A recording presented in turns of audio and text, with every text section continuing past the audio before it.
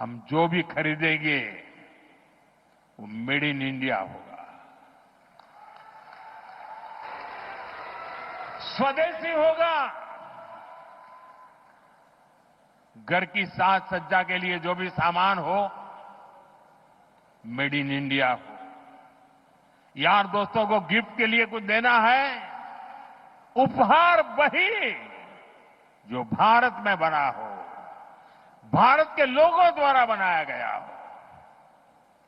और मैं विशेष रूप से दुकानदार भाई बहनों को कहना चाहता हूं, व्यापारियों से कहना चाहता हूं,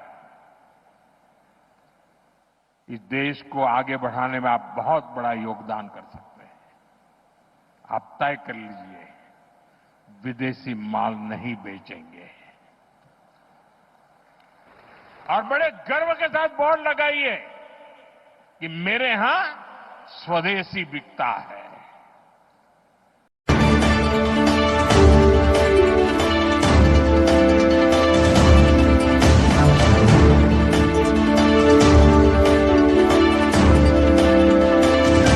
साथियों, जिसको किसी ने नहीं पूछा, जिसको किसी ने नहीं पूछा, मोदी उसको पूजता है।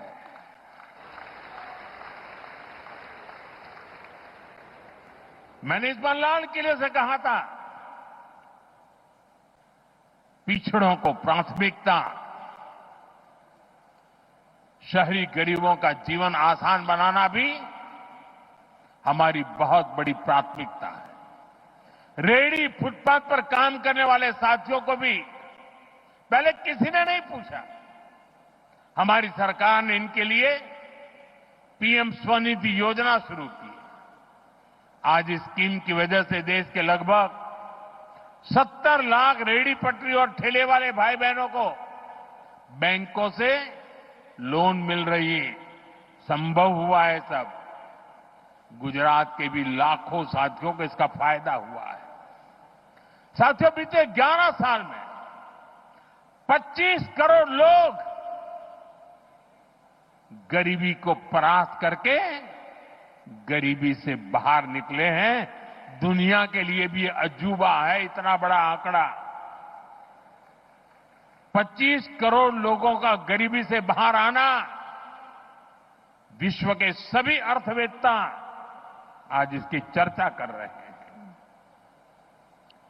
साथियों, ये गरीब जब गरीबी से बाहर निकलता है ना, तब वो नियो मिडिल क्लास के रूप में एक नई ताकत बनकर के उभर रखता है।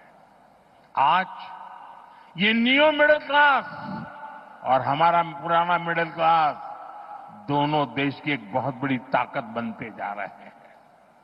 हमारा निरंतर प्रयास है कि नियो मिडिल क्लास और मिडिल क्लास दोनों को सशक्त करना। આપણા અમદાવાદના ભાઈઓ, એમના માટે તો ખુશી ખબર જ હોય, જે દિવસે બજેટમાં 12 લાખ રૂપિયાની આવક ઉપર ઇન્કમ ટેક્સ માફ કરી દીધો ને, તો વિપક્ષવાળાને સમજણ નહોતી પડી આ કેવી રીતે થાય। અને સાથીઓ, તૈયારી કરો હવે। અમારી સરકાર જીએસટીમાં પણ રિફોર્મ કરી રહી છે અને આ દિવાળી પહેલા મોટી ભેટ સોગાદ તમારા માટે તૈયાર થઈ રહી છે। और जीएसटी रिफॉर्म के कारण हमारे लघु उद्यमियों को मदद मिलेगी और बहुत सी चीजों पर टैक्स भी कम हो जाएगा।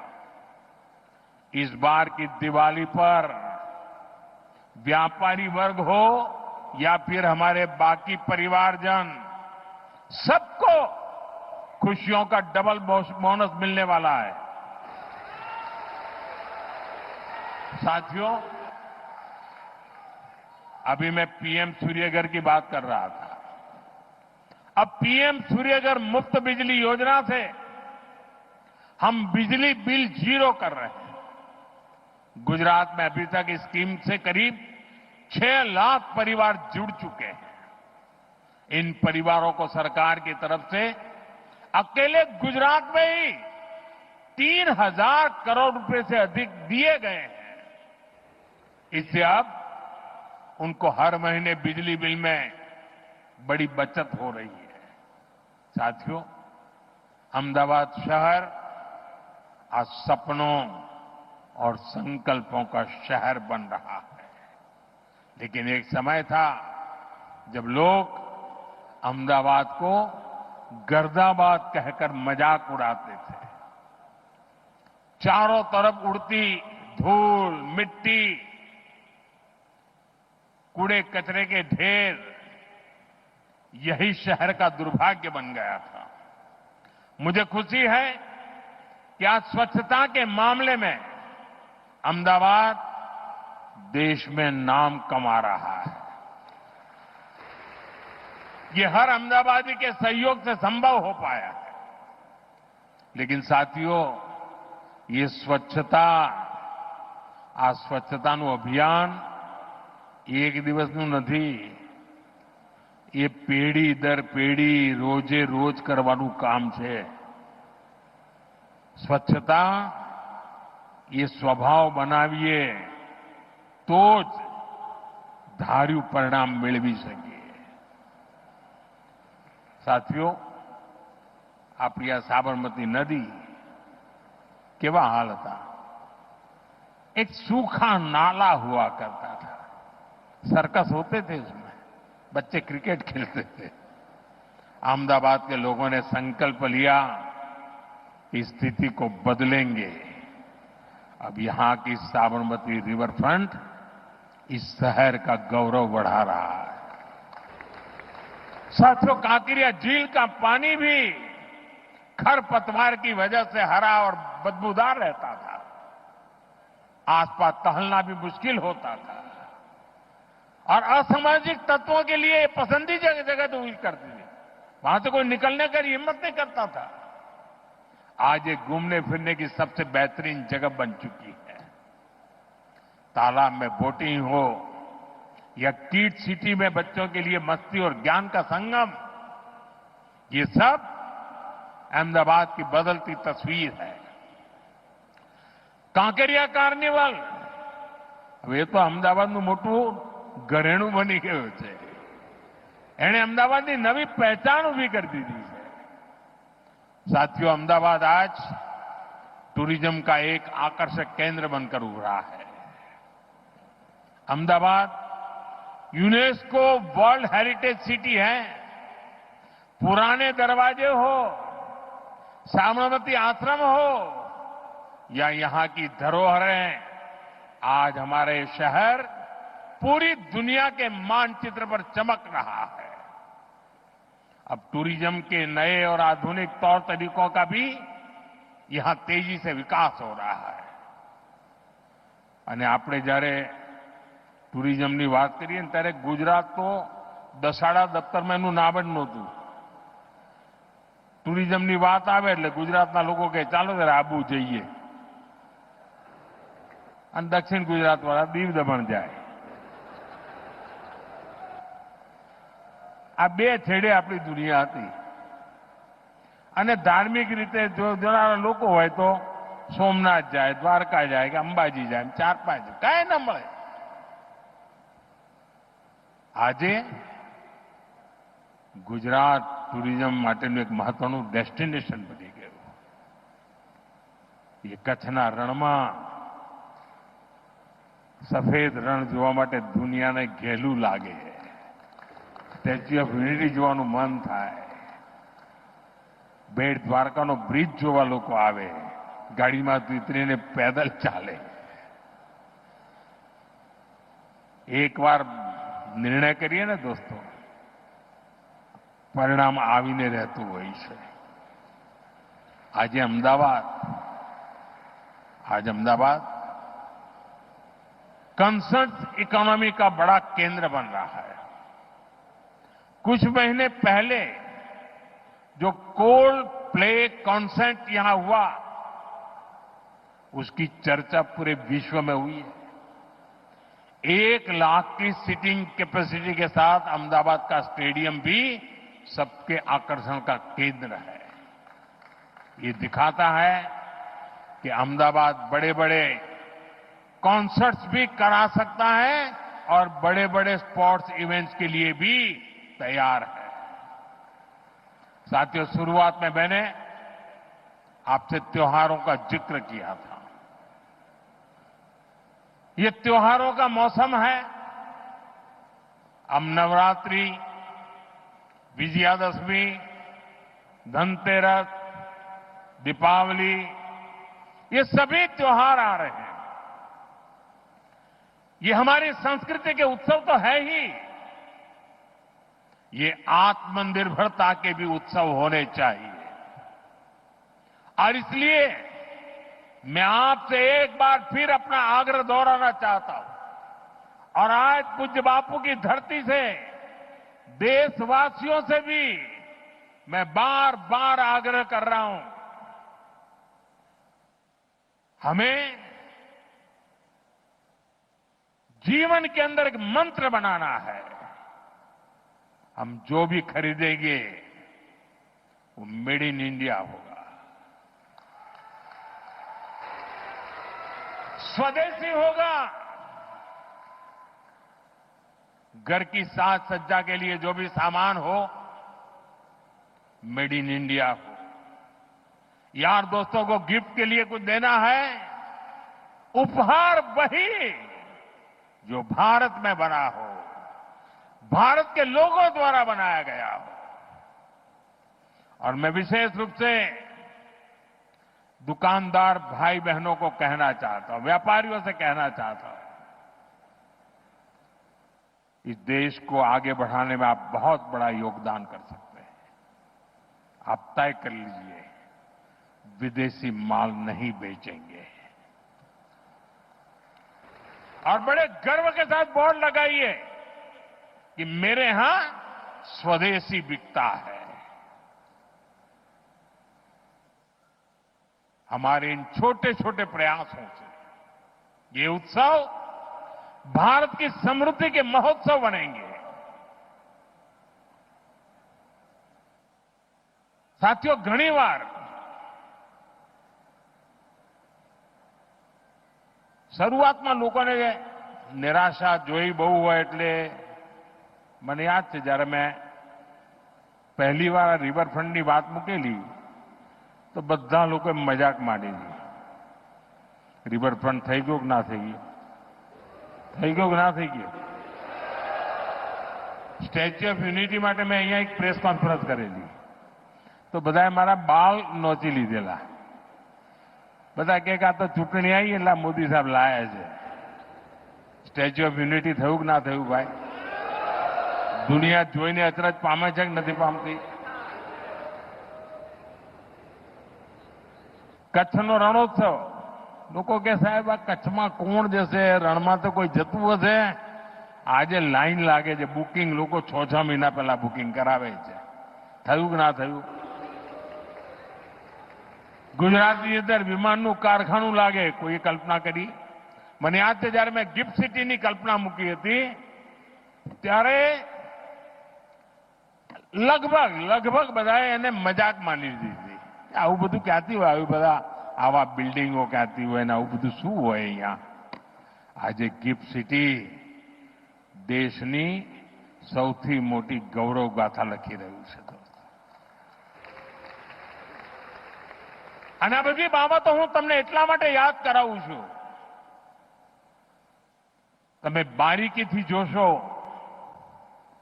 આ દેશના સામર્થ્યની જો તમે પૂજા કરો તો તમારા સંકલ્પને દેશવાસીઓ ક્યારે નિષ્ફળ નથી જવા દેતા। દેશવાસીઓ લોહી પાણી એક કરી દેતા હોય છે।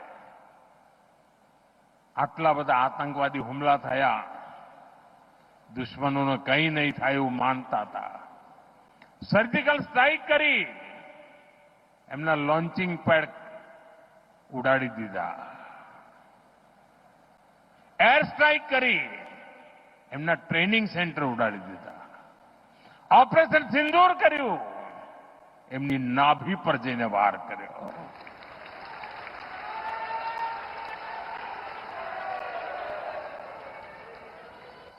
ચંદ્રયાન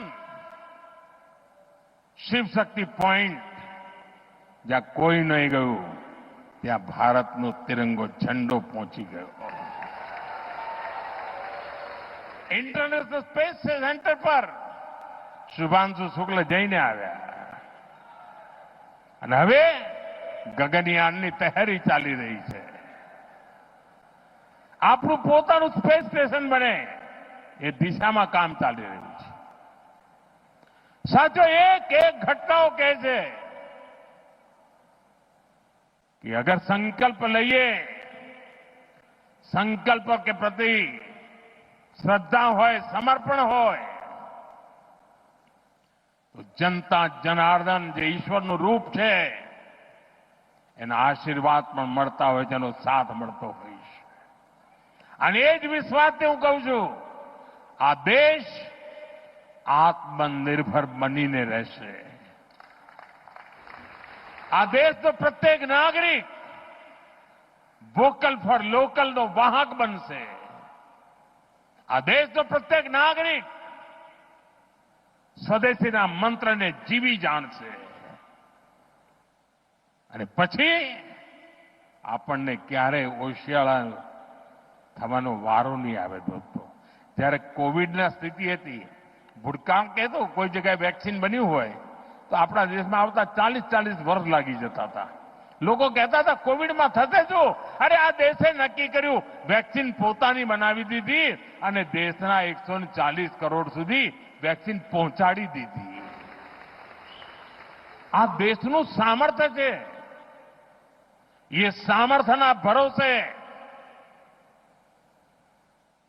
હું ગુજરાતના મારા સાથીઓને કહું છું કે આપે મને જે શિક્ષણ આપ્યું છે ને, આપે મારું જે ઘડતર કર્યું છે ને, આપે મારામાં જે જોમ ભર્યું છે, જે ઉર્જા ભરી છે, 2047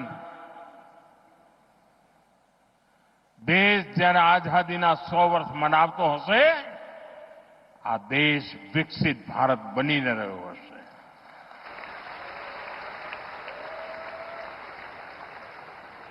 અને એટલે સાથીઓ, વિકસિત ભારત બનાવવા માટેનો એક મહત્વનો રાજમાર્ગ સ્વદેશી છે. મહત્વનો રાજમાર્ગ આત્મનિર્ભર ભારત છે. અને જે લોકો વસ્તુઓ બનાવે છે, મેન્યુફેક્ચરિંગ કરે છે, પ્રોડક્શન કરે છે, એમને મારી વિનંતી છે કે તમે ઉત્તરોત્તર તમે તમારી ક્વોલિટી ઓર સુધારો, એની કિંમત ઓર ઘટાડો. તમે જુઓ, હિન્દુસ્તાનનો માનવી ક્યારેય બહારથી કશું લેશે નહીં. આ ભાવ આપણે જગાડીએ અને દુનિયાની સામે એક ઉદાહરણ પૂરું પાડીએ. અને વિશ્વના અનેક દેશો છે સાથીઓ કે જ્યારે સંકટો આવે ત્યારે પોતાની જાતને છાતી કાઢીને ઉભા થઈ જાય ને, પરિણામ લાવીને દેતા હોય છે. આપણે માટે અવસર આવ્યો છે. સંકલ્પને પૂરા કરવા માટેનું સામર્થ્ય લઈને નીકળવાનું છે. અને મને પૂરો વિશ્વાસ છે, ગુજરાતે જેમ મને હંમેશા સાથ આપ્યો છે, દેશ પણ મને સાથ આપશે અને દેશ વિકસિત ભારત બનીને રહેશે. આપ સૌને વિકાસની અનમોલ સોગાદો માટે ખૂબ ખૂબ શુભકામનાઓ. ગુજરાત ખૂબ પ્રગતિ કરે, નવા નવા શિખરો સર કરે અને ગુજરાતીઓની તાકાત છે કરીને રહેશે. આપ સૌનો ખૂબ ખૂબ આભાર. મારી સાથે પૂરી તાકાતથી બોલીએ, ભારત માતા કી, ભારત માતા કી, ભારત માતા કી. ધન્યવાદ.